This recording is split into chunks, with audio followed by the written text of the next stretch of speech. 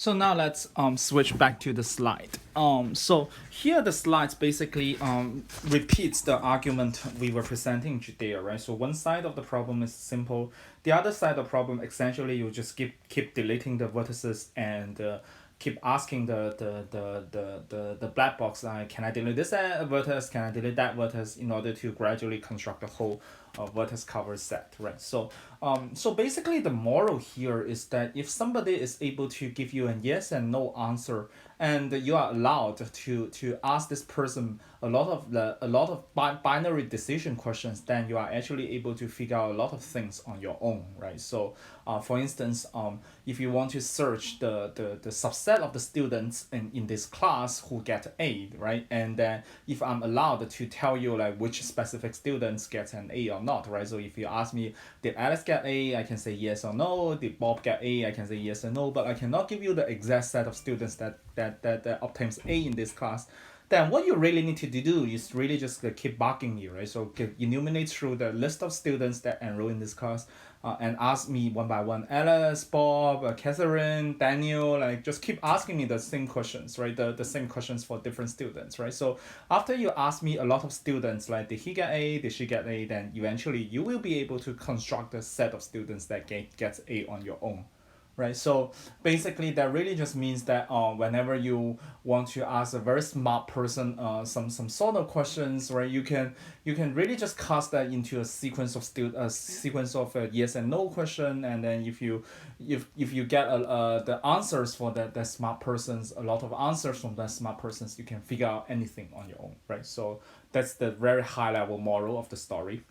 Now, next, let's move to the next part. This part is relatively straightforward, right? If we have so we sort of want to show the equivalence between the search problem and the optimization problem, right? The search problem basically says that there's a black box, and then if the black box is given a graph, then you will be able to output an exact set exact what is covered set of size at most k, if it exists. Otherwise, it will just output nothing. And whereas the optimization problem just needs to find the optimum vertex cover, right? So we sort of want to prove the equivalence again, right? So there are two directions again, but this time things are simpler, right?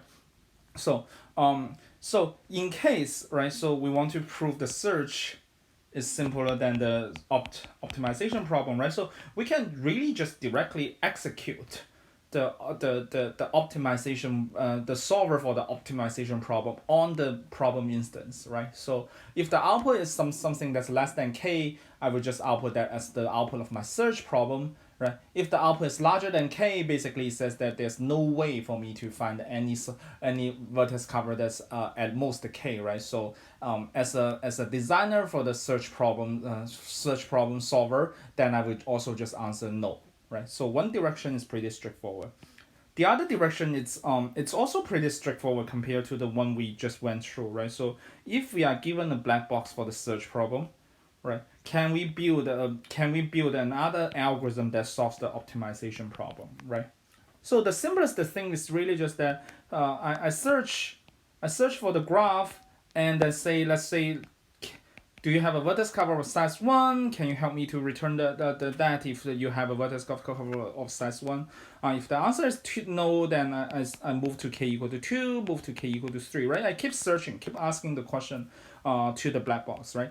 At some point, right, the black box will tell you that, well, I can't find a vertex cover of size k minus 1, but I can find this vertex cover. I am able to find this vertex cover of size k, right? Just by looking at this two pieces of information together, then I will suddenly realize that, well, k is the smallest possible number that allows me to find the vertex cover, right?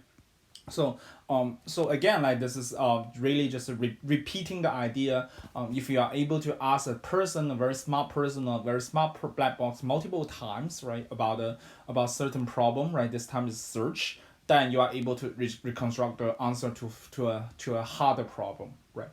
So now you can do the sequential search, right? Does k equal to 1 XX, does k equal to 2 XX, and so on and so forth, right? But in case you want to make the algorithm a bit more efficient, like efficient in terms of the number of calls or number of invocations to the search problem solver, then you can also do a binary search, right? So you suppose that there are 100 vertices in the graph you are looking for, right? So basically your first search question is that can I find the vertex cover of size 50, right? By invoking the find vertex cover solver, right? If the answer is yes, then I ask 25. If the answer is no, I ask 75, right? So I can sort of do this binary search. If I do the binary search instead of the sequential search, then I'm able to use a smaller amount of search find the vertex cover solver cost in order to find the optimum solution, right? This is really just making the things a bit more efficient, but it doesn't alter the landscape of the whole problem. That is all these three problems: the decision problem, the search problem, and the optimization problems are equivalent, right? So that basically is sort of like clear up the reason that we have been focusing on the search problem. Now we really move to the one of the most difficult problems throughout the whole course, right? So this is the sequencing problem, right?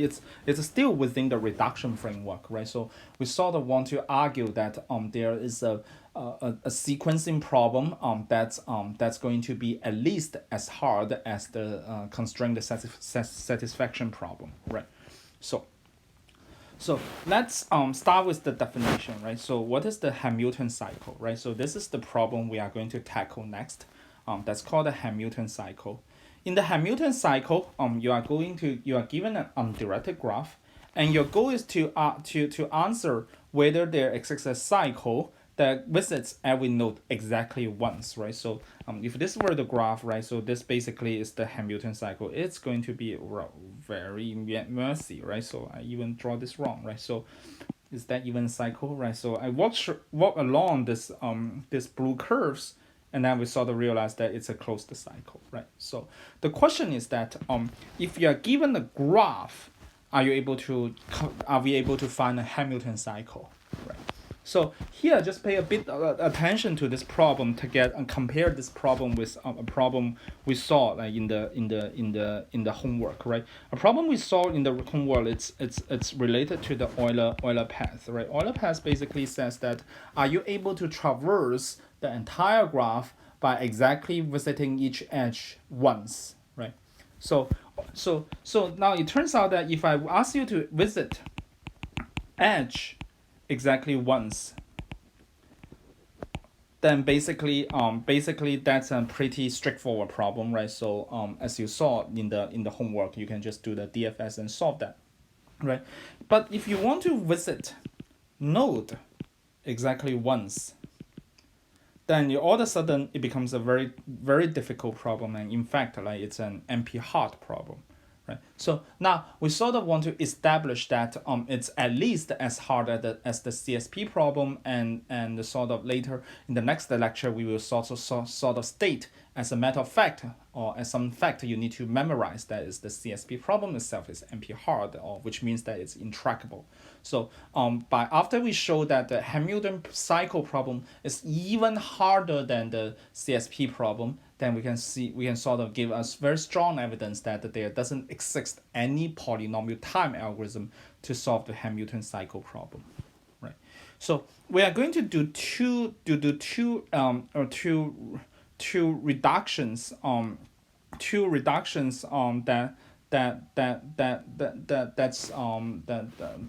that's really just highlights a number of interesting techniques for solving this kind of for proving the intractability results, right? So the first reduction is the directed Hamilton cycle reduces to the Hamilton cycle, right?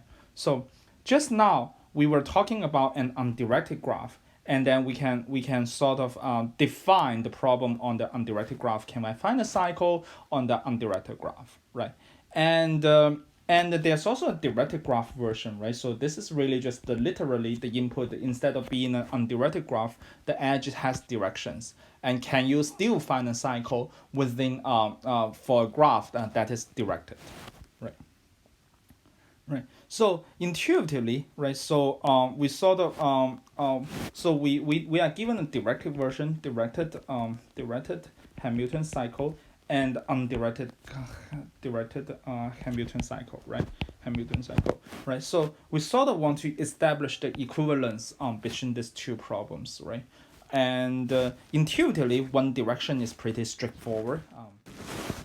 Right. So it's straightforward in the sense that usually it's true that if you can solve a directed version of the problem, then probably you can solve the undirected version of the problem.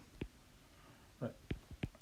So one example would be, right, if you just look at the shortest path problem, right? Shortest path problem, right? So if we are able to solve the directed version of the shortest path problem, then we are able to solve the undirected version as well, right? So it always feels that the directed version is harder than the undirected version in the sense that you sort of the input really delivers a bit more information, and then we sort of are constrained by the more information. And if we are able to solve the one with the version with more information, then we are able to solve the one with less information, right? So intuitively it should be pretty straightforward to see that the directed version of the Hamilton cycle it's really harder than the undirected version, right? So but this is not even true, right? So if you look at carefully, and it's not exactly true in this setting, but you sort of get the intuition that directed version has more information, so it's harder, right? So but in this case, like, we are going to prove a little bit a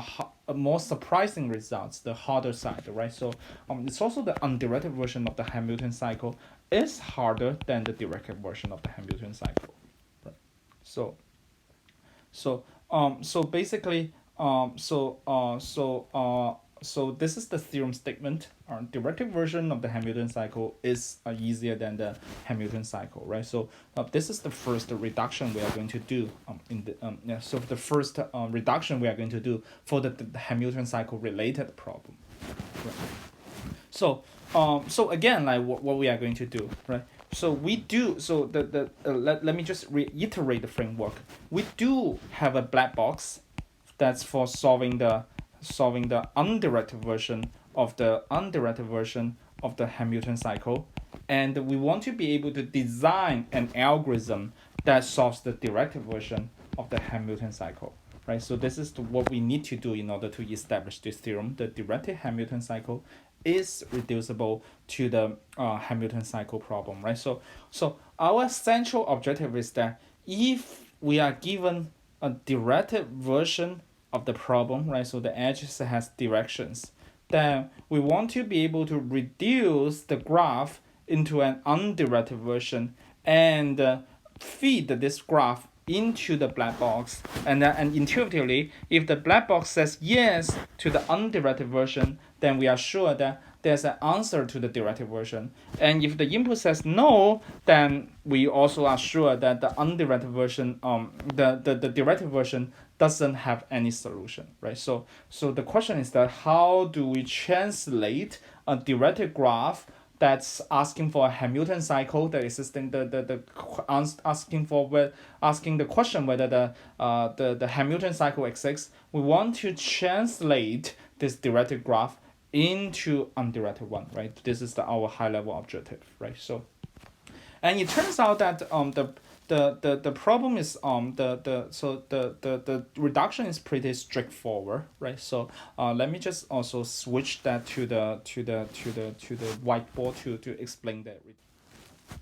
So let's see how the reduction works, right? So let's really just get into very simple graph, directed graph, right? So the reduction basically says that if I look at the graph, a directed graph, right? So I'm just focusing on a portion of the graph, right? There could be other things going on here, right? But let me just focus on how the translation works in locally, right? So what I'm going to do is that for every single node, I'm going to split this node into three parts. And actually, I need to use three different colors to really represent three different colors to for each of the three nodes that correspond to the node that's before the split, right? So let me just write that, right? So let me actually change a color so that next time, never mind. Let's see how can I do the three colors, right? So the one in the middle should be intuitively it should be black, and then the one on the right should be purple, right? So let's just do it this way, right? So for one single node, that's sort of I sort of expand this node into 3 color, right? So and I put an edge between or put an edge right between these 3 nodes in this way, right? So it sort of becomes a little line graph, right? So let me just repeat.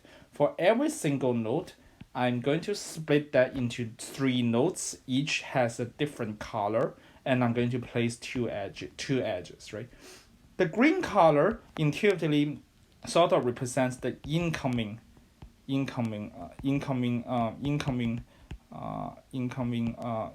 port, right? Let me just say that. And this sort of represent an outgoing port, right?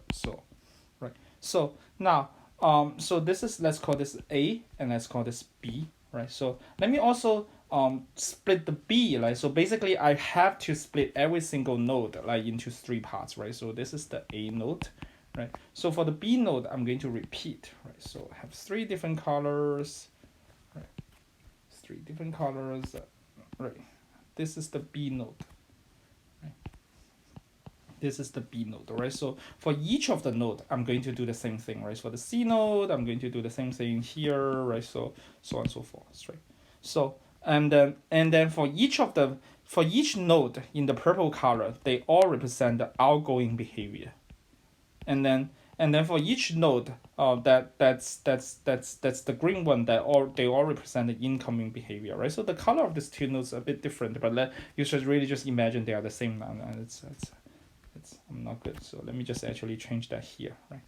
So an edge here, or an edge here, right, and directed edge here is translates into an edge that's connecting a purple node and with a green node, right? So literally, right? So this is the semantic here is pretty clear as well, right? So the edge is going out of B, right? So that's the reason it's the left hand side of the edge. It's connecting to the purple node, right? So just remember that the purple node represents the behavior, the outgoing behavior, right? So if there were an edge that's going out of B, then I'm going to connect the edge, like the one end of the edge with the purple node, right? With that's associated with B, and that's coming into A, right? So that's the reason I connect that with the green node that's associated with A, right? So similarly, let's really call this C, and let me just repeat the operation, right? So C also have 3 types of also split into 3 nodes, right? 1, 2, and 3. Right, so and 3, right? So now again, like let's really just use the same principle here, right? So this is everything here is sort of correspond to C.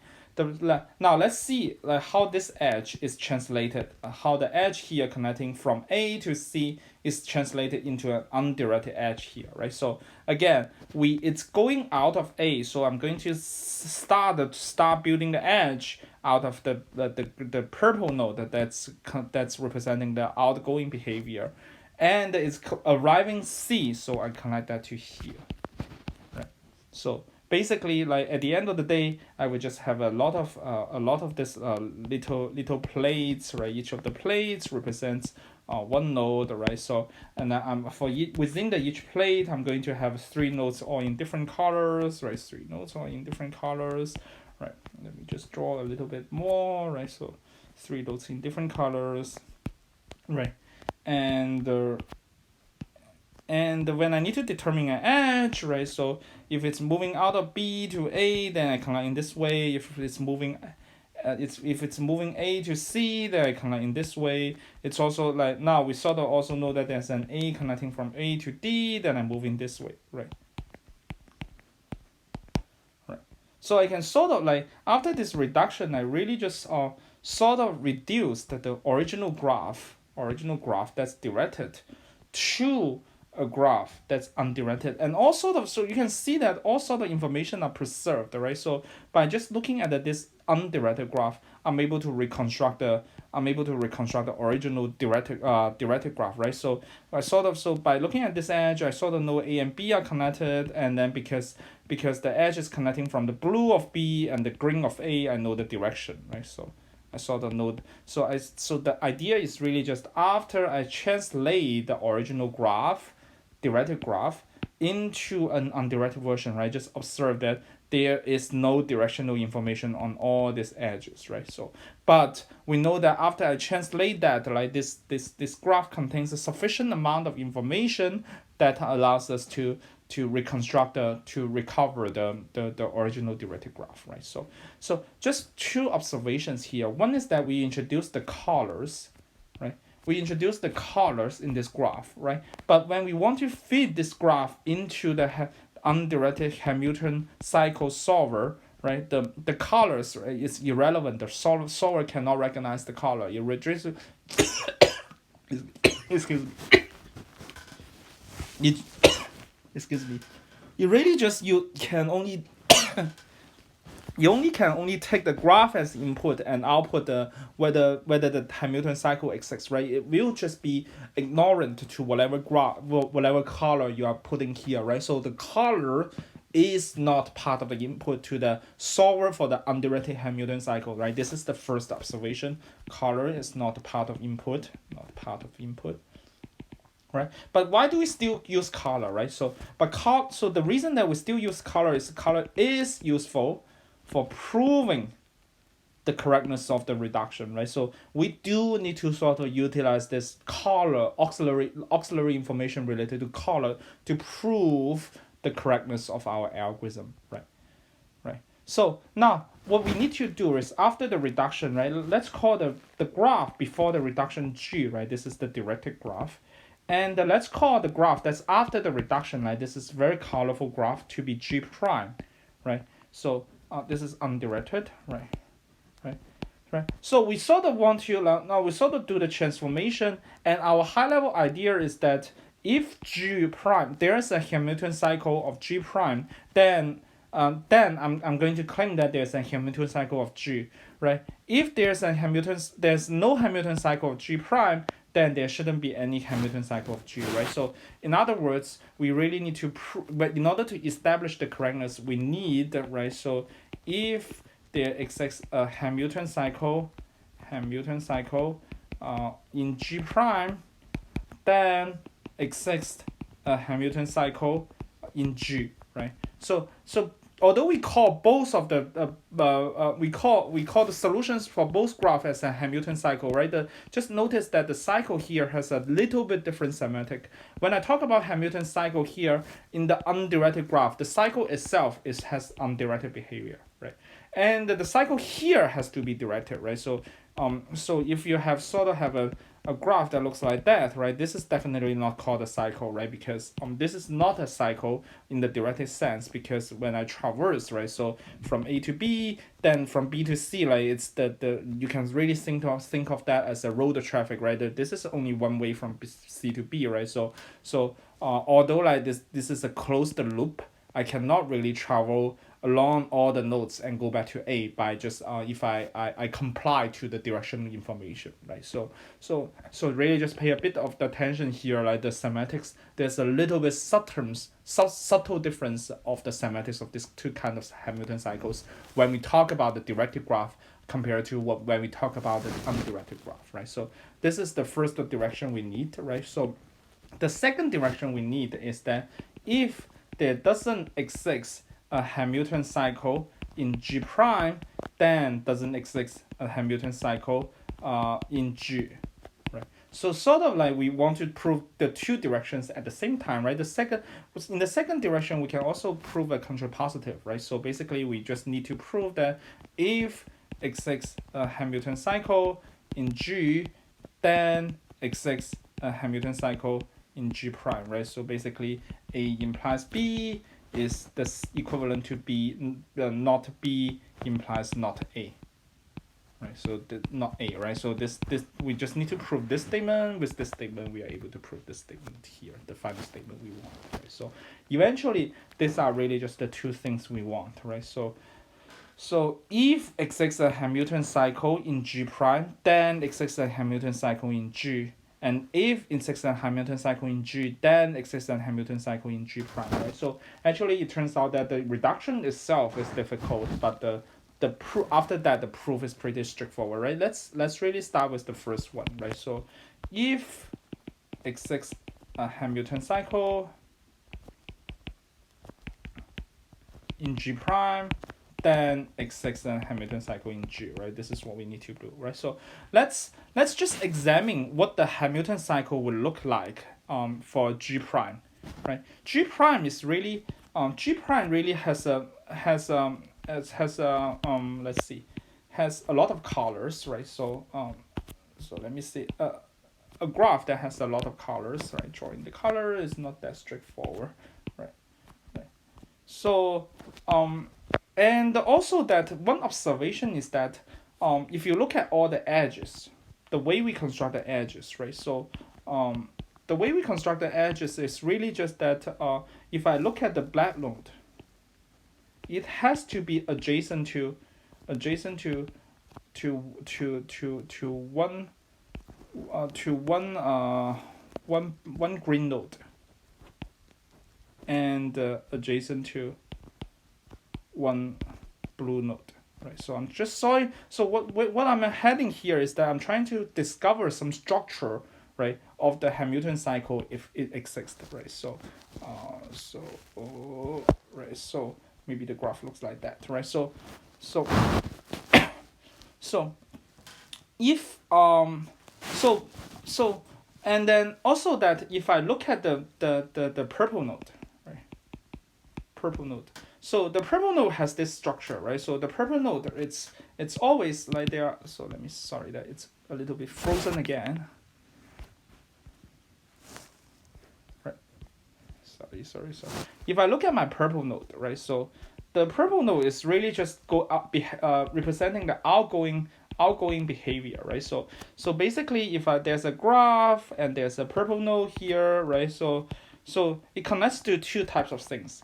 First, it connects to a black node, right? So that's really just by construction, and then it connects to a bunch of green nodes, right? So if I look at all the nodes that are not black nodes, and then I look at the other side of the edges, right? So all the edges are connecting to a green node, right? Let me repeat what I'm talking about, right? So let me start with looking at the black node, right? So it's pretty obvious that for any black nodes, it's only connecting two types of nodes, right? One node is green one, and the other one will be the blue one, right? If I look at the purple node, right, it's representing the outgoing behavior. So that basically means that on one side, it's connecting to the black node. On the other side, right, it's an edge that's going out of the purple node, and it will arrive somewhere else, right? But it will arrive only to the incoming nodes, right? So you will arrive to only nodes that are representing the incoming behavior, right? So that basically means that purple only connects to the black or green. Similarly, we can also see that the green is also connected. Is only connected to the black and blue, right? So now we can sort of imagine what's going to happen if we indeed have a Hamilton cycle that's moving around, right? Right. So if we indeed have a Hamilton cycle, let me just erase all this observation so that the graph and then what we are talking about are really close to each other, right? So imagine if my Hamilton cycle start with a green node, right? Where can I do next, right? So I can really, so if I start with this green node, it's only connecting to two directions, right? So you can only connect to a black one, or you can connect to the purple one. Right, sorry, this is this kind. The purple one. Right. So let me even use the edge carefully. Right. So let me just repeat. Right. So in case there exists a Hamilton cycle on the undirected version of the graph, on the graph that's after the reduction. Then let's imagine we start with somewhere. Like let's say that our first node in the cycle is the green one, right? There can only be two cases. For there can only be two cases. The first case is this: after I visit the green one, I have to visit the black one. And the second case is that after I visit the black or green one, I have to visit the purple one, right? Right. So far, like these two cases are pretty straightforward, right? So now start to get into the subtle and the most interesting part, right? So let's consider the case one, right? The case one. So let me just assume we start here, we move to the black one, right? So after we move to the black one, right? So there's only one direction I can use, right? So just imagine that the black one is sort of deep in the middle of the gadget, right? So we call this whole this whole plate. Also sometimes we call that a gadget, right? So the black one is sort of deep in the middle of the gadget, right? So in case my traverse happens from left to the black one, there's no way, wow, there's no other edges that's connecting to the black one. It has to move to the purple one, right?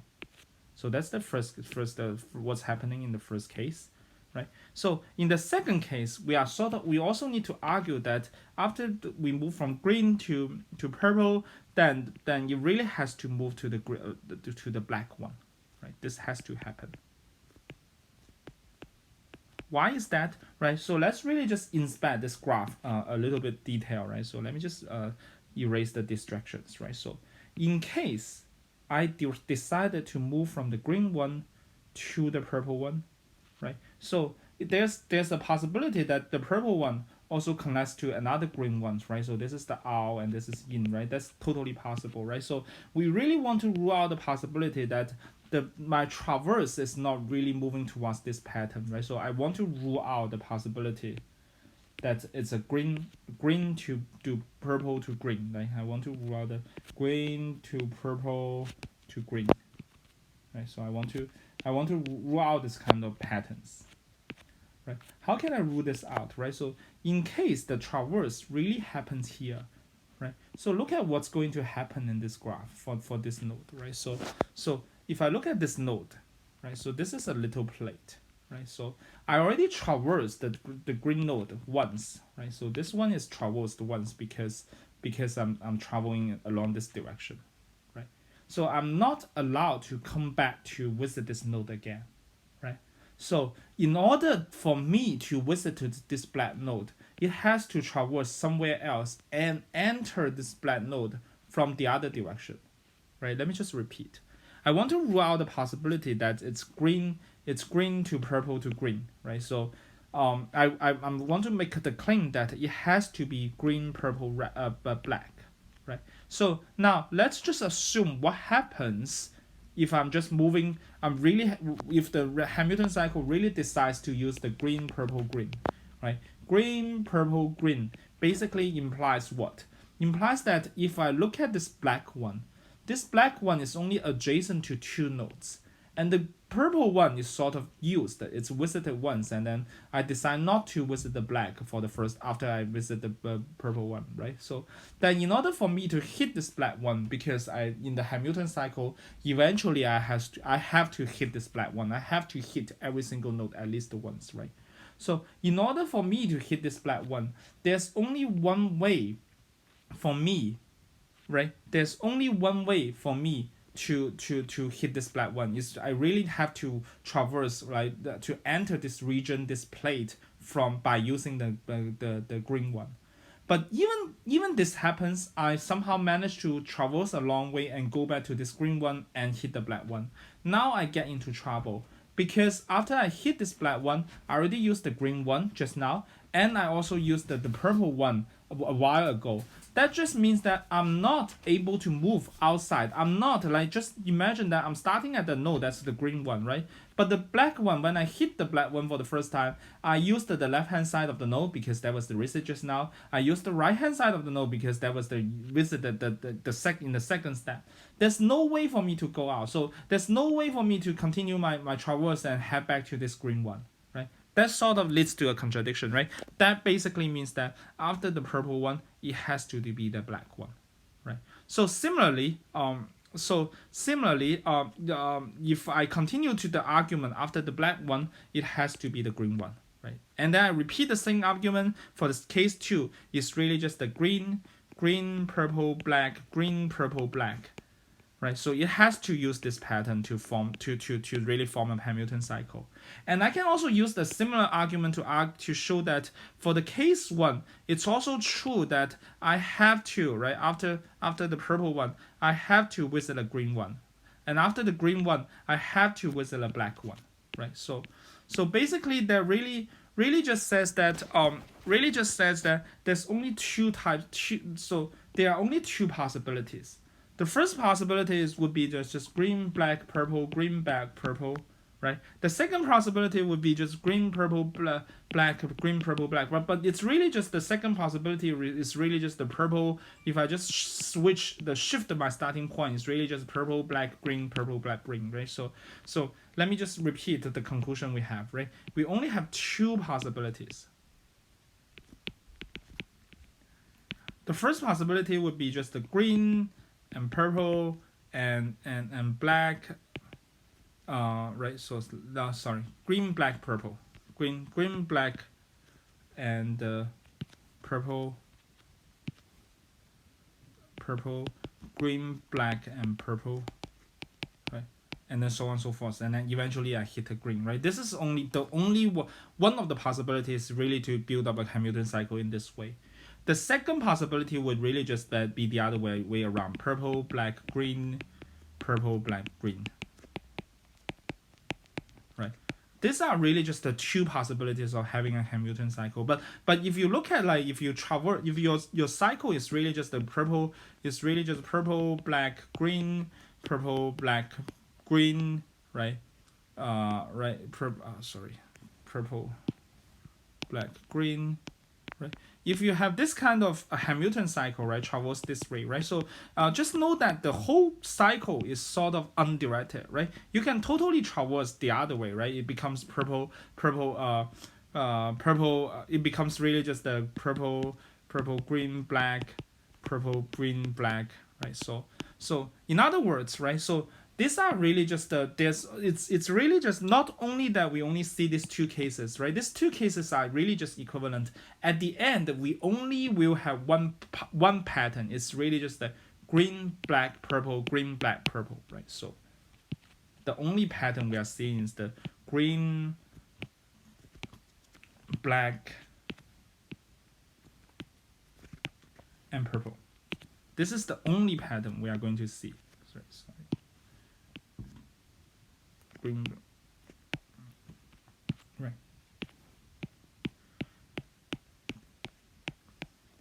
So now if we see this pattern, then we can sort of say this is the A node, this is the B node, right? This is the B node, and so on and so forth, right? This is the C node, right? So this is really just giving you a very intuitive way of building the derivative version of the Hamilton cycle, right? So you move from A to B because it's moving from the green of A, purple of A to green of B, right? So just recall that this represents the outgoing, this represents the incoming. When there's an edge, that means that there's an edge connecting between A and B in the original graph, right? So if we really have followed the green, black, purple, green, black, purple, right? It really just naturally give you a directed Hamilton cycle in the original directed graph, right? This established the fact that if there's a Hamilton cycle in the undirected graph, there's a Hamilton cycle in the directed graph, right? So let's really just step back, right? The argument here is a bit lengthy, but let's really just step back of what's happening, right? So in the undirected Hamilton cycle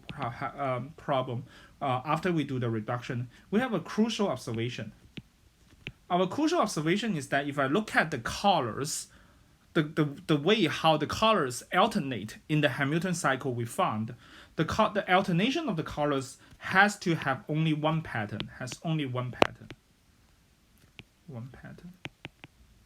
The pattern is the green, black, purple, green, black, purple, right? With this one pattern, then we can sort of reconstruct